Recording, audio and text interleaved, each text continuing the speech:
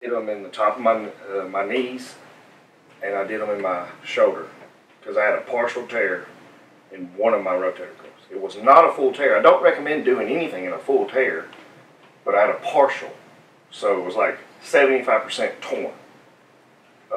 And it was more of a wear and not a tear.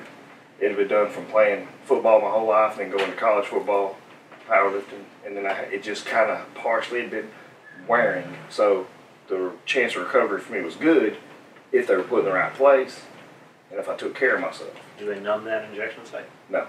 So I didn't. I told them not to. They gave me the option. I mean, there's no point. How big is the needle they're using?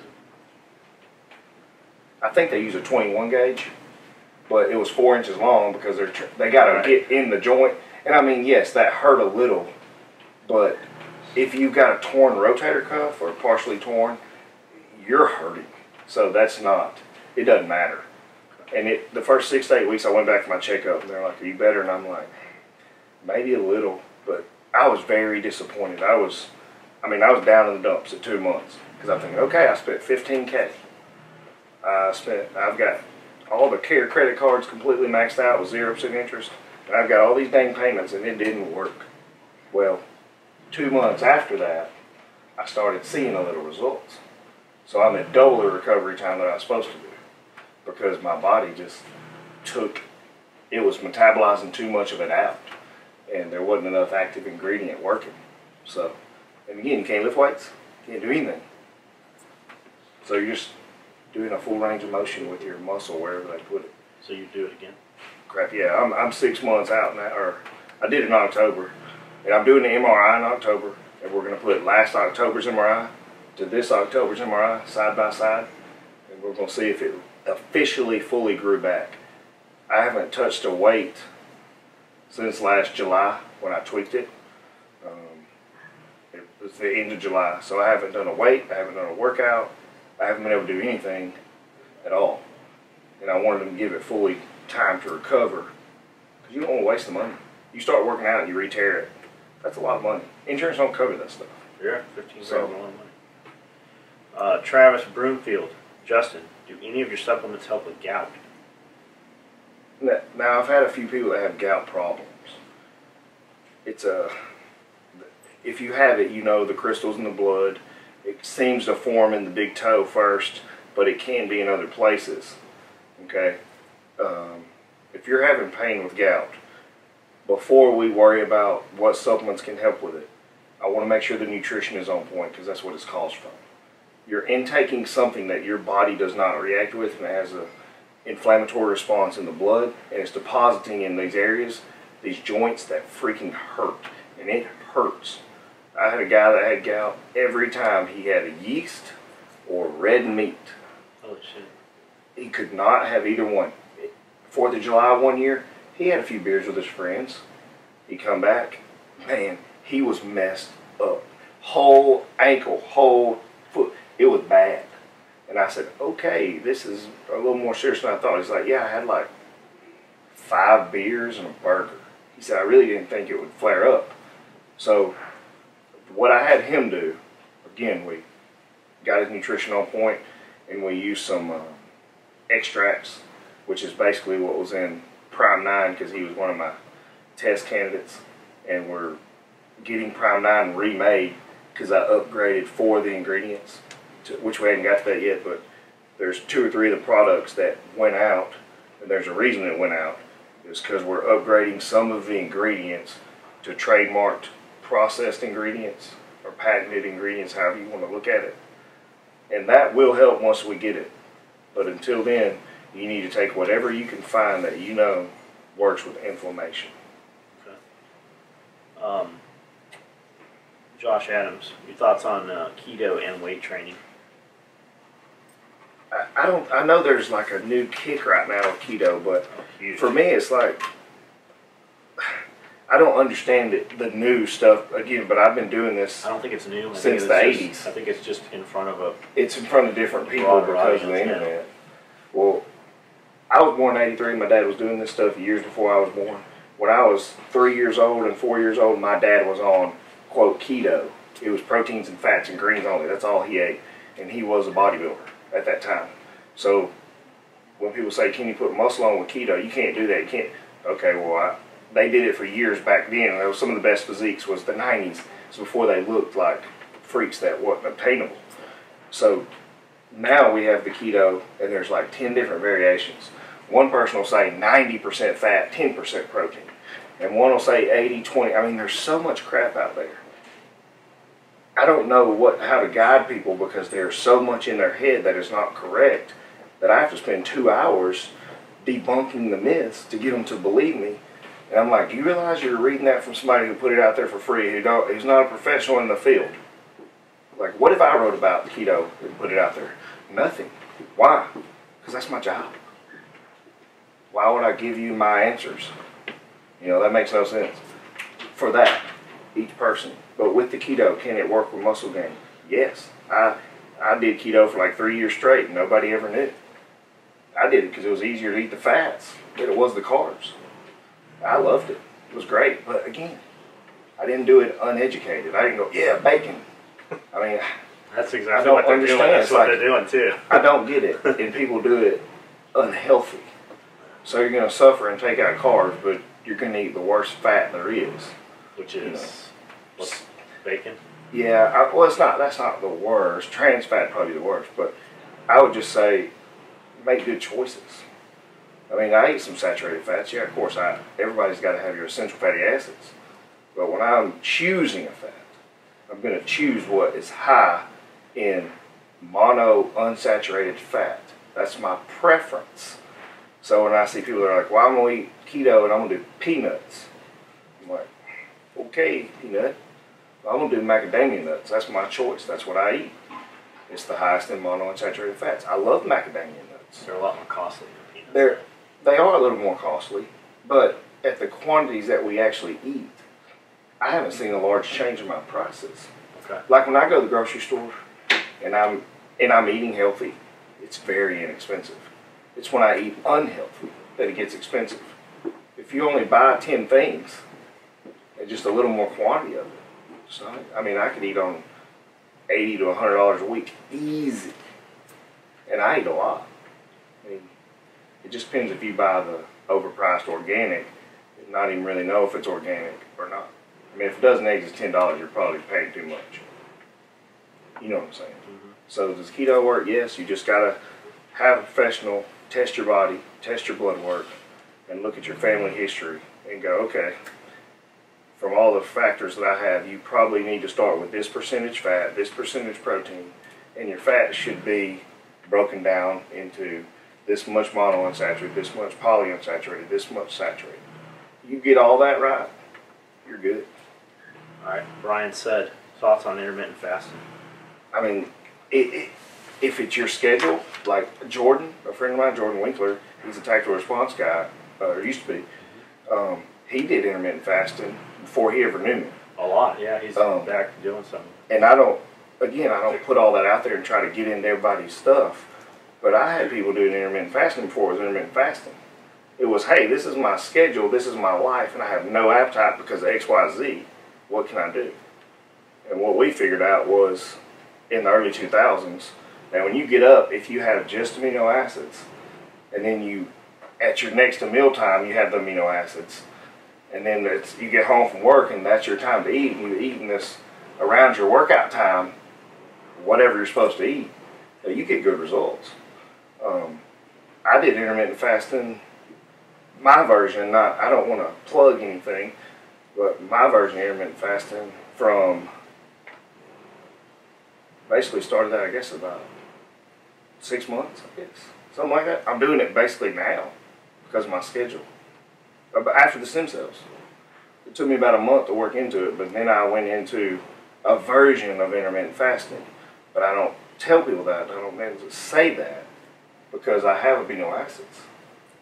I mean, it's not, quote, how long does the window have to be that you don't eat to be considered intermittent fasting? Like I go to bed at, let's say I go to bed at midnight, I get up at 6:30, we come in here, we eat at like 9:30, and I find I don't want to eat that breakfast. I don't want to eat till noon. So in that window, from 12 to 12, is 12 hours considered intermittent fasting?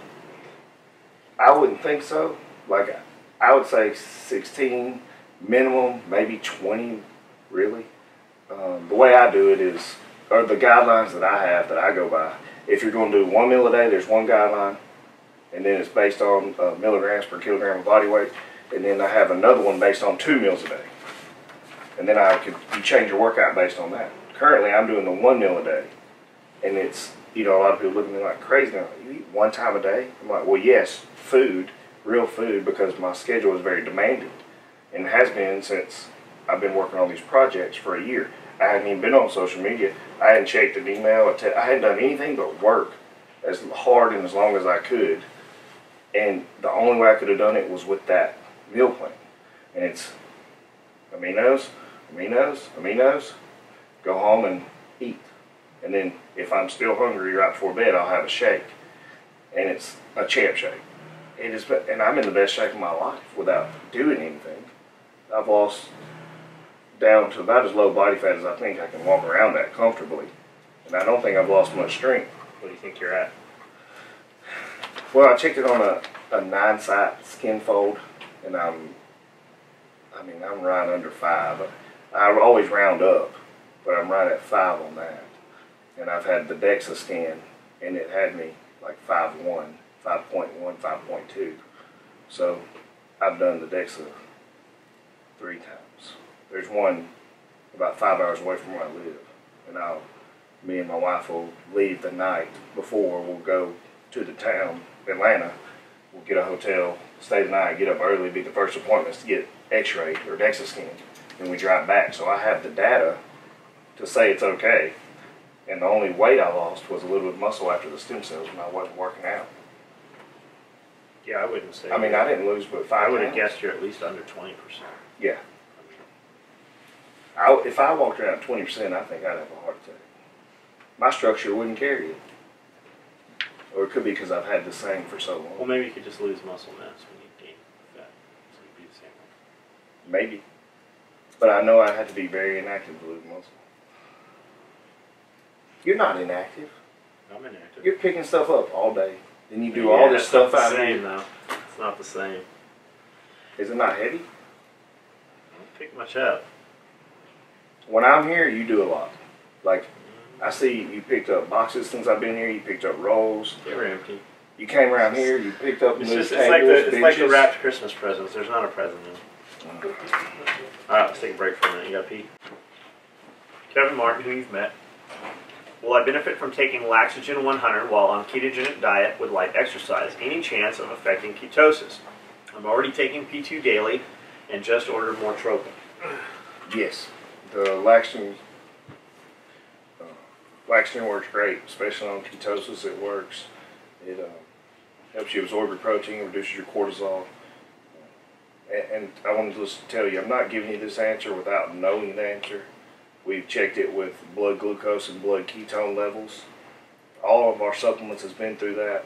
We know what affects the blood sugar and what don't, as far as Laxogen and other pill products.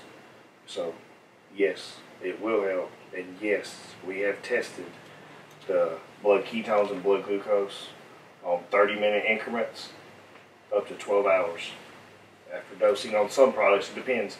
That one we didn't go 12 hours. I think that one was 6. I got it wrote down. Brian Harness, can I sit on the couch and be skinny? Yeah. How? Do drugs. Don't eat shit. Don't eat shit. Do drugs or be anorexic. That dude on 7, they had him in the hospital bed. Yeah. In a coma. Like, he was real skinny. What do you want? That camera's rolling. Walk right back down the way you came. There's work to do. All right, is it break time? Yeah. Okay, you can sit up here for a minute. Gordon Weisenhunt. What exercise would you recommend for a high school baseball pitcher to increase velocity on pitches and add power to hitting? A custom-tailored workout, maybe. Yes. That baseball players, especially at the higher level, custom-tailored is the best once you know your applicable range of motion when a pitcher, because you got to consider his pitching form. Is he coming across? Is he coming a little more out, or is he over here? And then you have to know how many degrees of internal rotation, passive, and passive external rotation versus active. Okay? And I feel like I'm going to get too detailed on some of these questions, so I apologize. I'm going to try to shorten some of them. yes, a custom workout would help. And there are basic exercises that would help. A lot of people don't understand the legs and the core have a lot more to do with pitching and hitting than you believe. So squats, deadlifts, any compound leg exercise you can do with good form and comfort. But do not do anything that you cannot do comfortably. Back pain, knee pain, hip pain, ankle pain, feet pain, stop. Figure it out. But heavy legs and a very, very, very strong core will make a huge difference. And then you need to do your scapular rotator cuff stuff. That's not going to be your biggest bang for buck, so to speak. J.R. Fells. Hold on, sorry. Okay, cut all that shit out of there. Yep. J.R. Fells, what is the best 3 to 5 exercises you can do to build muscle the fastest? That's a good question. As long as I'm understanding you have no injuries and you have perfect form, proper range of motion, I would pick a compound lift that I could feel the muscles. So you have a squat. Okay, a squat's great, but I never really felt like my legs got a whole lot bigger on squats. Now I got stronger, and there's a different thing. You can squat better on squats. I could squat better on squats, and I squatted a really large amount of weight. But my legs grew from things like a hack squat or a power squat. It was a machine squat, but it was plate loaded with perfect form, and that let my everything else go away, and all I did was think about. Well, let's say we had 20 minutes. We're in the door, out the door, 20 minutes. We're already walking in the door, ready to lift. We're not changing. You're going to warm up. Let's give it 5 minutes for warm up, compound warm ups, whatever. You have 20 minutes to work out. What 5 exercises are we going to do? Oh, in the same day? Okay. I mean, I'm guessing that's like what I got from it, but yeah. If you're going to do a total body, like the same day, I would go on it's called tier system. You need to Google that and look it up. There's a guy named Joe Ken who made it famous. They use it at Alabama, all the big colleges, pro teams use it. He's the strength coach for Carolina Panthers. That's the simplest way to go about something like that. You may want to replace the powerlifting movement or the Olympic lifting movement with something that you can do more hypertrophy work, which is muscle growth with. But I would look that up if you're going to go the method of John, because it'll take me 30 minutes to answer that question. Okay, now let's go the other way. What's the answer for the other way? I'm only going to do 5 exercises. Yeah, let's do that. Yeah, 1 a day. That's what I would do if you don't have much time. Just do 1 exercise and go. Pick one. If I pick one for legs, it would be a hack squat or a power squat. It would be a squat, but not with a free bar, because I'm not going to be able to think about the muscle. So you need to have the mind-muscle connection going on. And we're talking bodybuilding. We're not talking powerlifting. Muscle gains, what he said. For back, I would pick pull-ups or barbell row. The only problem with pull-ups is your biceps. You're going to get tired, but if you're trying to grow muscle, you're going to get biceps and pull-ups. You just need to be able to move your hands around. And you may be thinking, well, why didn't he pick deadlift? I do. Deadlift's the next one. And then after that would be a version of bench press, and the 5th one would be dips, like a parallel dip bar, because you can do your leaning forward, you can lean back, you can do a million variations. So pull-up bar and a dip bar, you got 2 of the exercises.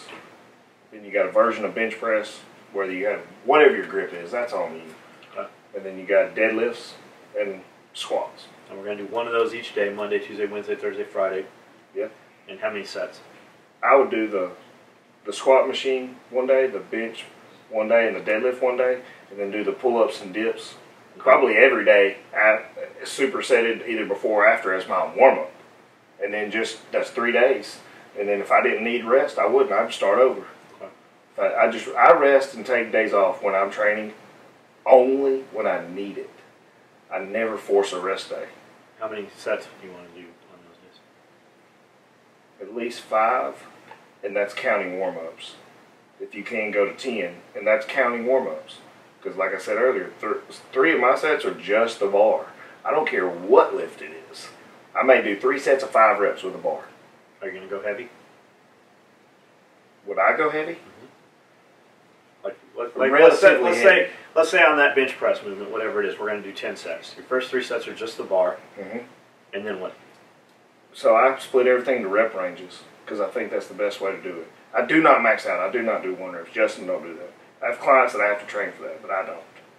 But I do ranges. So I always have something around 50 reps, 1 set of every exercise I do. If I'm breathing, the exercise has it. And it may be up to 100, but it's going to be at least 50, 1 set. That's your working set? That's not in your It's 1 of the 10. One of the 10. And then I'm going to have 1 on the opposite end of the spectrum that's going to be 3 to 6. Whether I fail at that weight and really could do more or not. So if it's bench press and my shoulders hurt and I'm only doing like 315, then what I do is, instead of like trying to do 10 or 12 and max out, is I would unrack it and go really slow on the eccentric, and then maybe pause and explode into the concentric, and make it 4 really, really hard reps. So there's 2 of the remaining 7 sets. And then the meat of my workout, the 5 sets is what I always say. I stay with a minimum of 6 to 7, a maximum of 15. And that's why I like to keep my meat, because my warm-up sets, it'll either be really low, just train the brain, or I'm going to stay around 15 So your heaviest weight that you lift during those sets is going to be in the middle set? The heaviest weight will be 3 to 6. Okay. But I may not, put that but early it's definitely on. not going to be your last one. No. And that's how your workouts can vary with one exercise in the home gym. You go day 1, you might put the high reps of exercise 1. Okay. And then day 10, it may be the last one. Move it around. But you got to have at least 1 heavy and 1 high reps hit the different muscle fibers. And I give you those numbers because they're based on time. If you looked up the lactic acid window and your anaerobic and aerobic metabolisms, you have your 15 seconds, 30 seconds, 60 seconds, 90 seconds, 120. But when I'm saying that 100 reps, it's because I'm trying to go for more than 2 minutes, loaded, not stopping. Okay. Chris Zuck, what can be done to improve mobility in shoulder, elbow, and wrist to properly hold a barbell for front squats? Ooh. So the front squats, that's a killer. Do you do front squats? I have not done front squats in a while, only because I had the shoulder issue. Now, before my shoulder, when it was healthy, yes, I did front squats because I like to achieve that range of motion. But I would use a strap or a handle. I would use the wrist straps from back to get there because I just didn't feel like taking the time to do the mobility work. If you cannot get to the bar in front squats, the first thing I'm thinking is your lat, serratus, here. Now, I know he said shoulder, elbow, and wrist, but that may not be what it is. I'm going to tell you my way to assess it. I'm going to go to the lat, serratus, because that's going to control the arm going up, okay? Then I'm going to go to the tricep, because that's controlling the hand going back. So typically I will do very, very heavy deep tissue work on the lat muscle all the way down on this, on both sides, and then I'm going to beat the crap out of my triceps, and then typically I can get there. But other than that, there's your just basic mobility exercises, which I know anybody can YouTube and Google. Right. But if I was going to do front squats, I would just have them do it for me. the Zercher squat, they make a harness for that, and it's similar. But I mean, I like the front squat. It's just hard to get there. Huh? You like harnesses? I like buying gym equipment. James Barden, what's your opinion on worrying about macros? My opinion on the stuff that people do on the internet just to be somehow getting notoriety or claim to fame or some kind of fake intellect or false knowledge, I do not like it. The last one I saw was we're going to do a custom tailored workout plan to you. So we need you to answer these 5 questions and send us $50. We're going to send you your custom tailored workout. On 5 questions. Like it was one of the commercials on one of the. I think it came up on our video I was watching. Well, I'm like, holy shit, man, we should be fucking doing this. Like, if I can get $50 for every dude that just answers 5 questions, we'll do it geared towards us. You answer 5 questions and we'll send you the piece of gear we want to send you. Like that's what we should do. The macro thing, it's been false represented in the fitness industry. If you're getting your macros correctly by a professional, then I think it's probably right. But by professional, I mean somebody that has a minimum of a postgraduate degree and a 5 years experience in the field with success and looks like it. I know 2 nutritionists, and they're friends of mine, they're contacts of mine, they both have master degrees, but they're blobs. They're lazy. They do not apply their knowledge to their body. And it's not because they don't have the money, they don't have the time, they don't have the resources. It's because their lack of will and desire to be, a movable human. And I don't understand. So those people I won't even consider. We're friends, but that's it. Every time I say, don't take workout advice from a dude that doesn't look like you want to look. Correct. Don't take fucking shooting advice from a dude that can't fucking shoot like you want to shoot. Somebody points out, well, the figure skating coach for the Russians is a big, huge dude, or the gymnastics coach for the Russians can't do the fucking bar balance beam thing. I'm like, right, it's Russia. They obviously have the best, and if he wasn't, they would have killed that dude a long time ago. So. And that's that's what I agree with. And there is a variable like, well, what if this person can't do what he's coaching? Well, he must be a PhD in the sport. There's a difference between him being a big, guy and being a gymnast coach, because that's his specialty. Because I've known softball coaches. They're girl softball. It's a man. He looks like a Humpty Dumpty. But that guy can watch a swing and watch a pitch and coach it like I've never seen. Can he do it? No. He can semi-fling it and attempt. But he can change your patterns within 30 seconds. So that's a little different than what I'm referring to with nutrition. Because there's no excuse to control what goes in your mouth.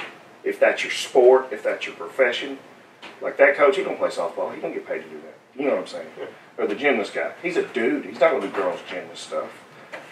But in Russia would kill him. So the macros are great if they're from a professional. I've calculated every macro on every client I've ever had since 1999.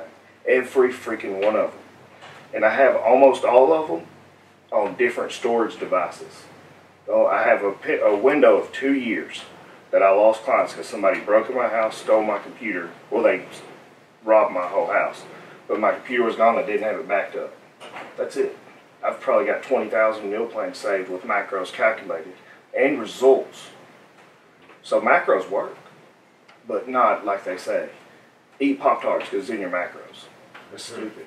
Yeah, you just got to know what to do with all your calories just break down to math. It doesn't matter where you get the calories. That's basically what it is. And if you're some genetic freak who can eat whatever they want all day long and lift weights and be a professional bodybuilder and get paid, it's really hard for me to take what you say and do it.